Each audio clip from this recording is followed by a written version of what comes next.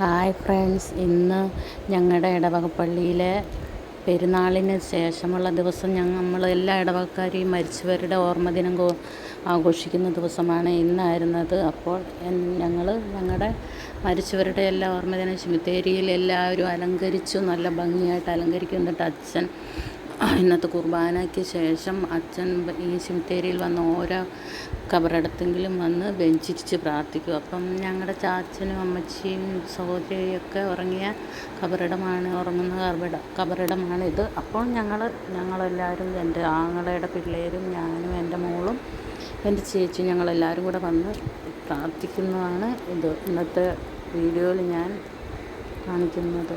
നിങ്ങളുടെയൊക്കെ ഇടവകയിലും എല്ലായിടത്തും ഇതുള്ളതല്ലേ? അന്ന് നല്ല ഭംഗി. അന്ന് ഈ നമ്മുടെ ഈ സെമിത്തേരി എന്ത് രസമാണെന്നറിയാമോ കാണാൻ. അയ്യോ, അടിപൊളിയാണ്. എല്ലാം നല്ല ഭംഗിയായിട്ട് അലങ്കരിച്ച് പൂവൊക്കെ വെച്ച്. അപ്പം ഞങ്ങൾ രാവിലെ 6 മണിക്കത്തെ കുർബാനയ്ക്ക് 5:30 വീട്ടിൽ നിന്ന് ഇറങ്ങി. എന്നിട്ട് പൂവൊക്കെ മേടിച്ച് കൊണ്ടുപോയി വെച്ച് അലങ്കരിച്ചു.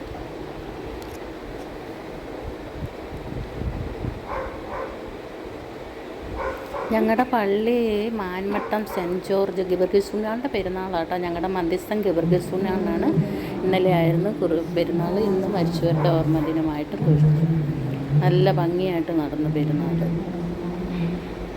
വിശുദ്ധ ഗിവർഗീസ് പുണ്യാള, ഞങ്ങൾക്ക് വേണ്ടി പ്രാർത്ഥിക്കണമേ.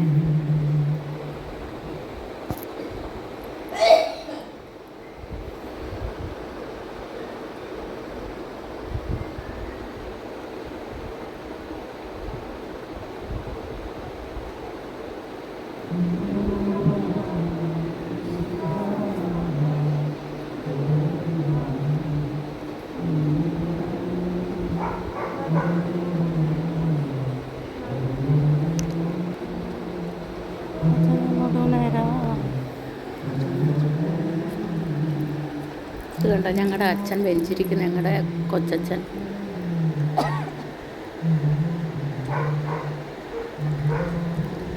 സെമിത്തേരി നിറച്ച ആൾക്കാരുണ്ട്, ഒത്തിരി ആൾക്കാരുണ്ട്.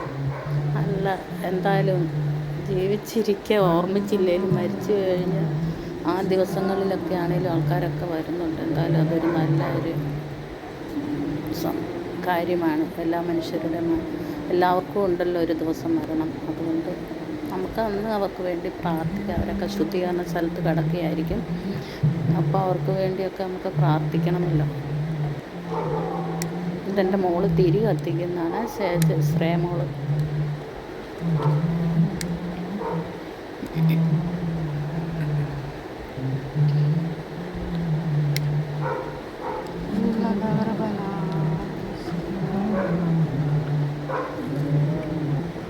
എൻ്റെ ആങ്ങളയുടെ മോനാ ജോയൽ കുട്ടൻ. എൻ്റെ ചേച്ചി നിൽക്കുന്നു. സേതിൽ അപ്പുറം നിൽക്കുന്ന നമ്മുടെ ജെഫിന മോള്, ജോയലിൻ്റെ പെങ്ങൾ.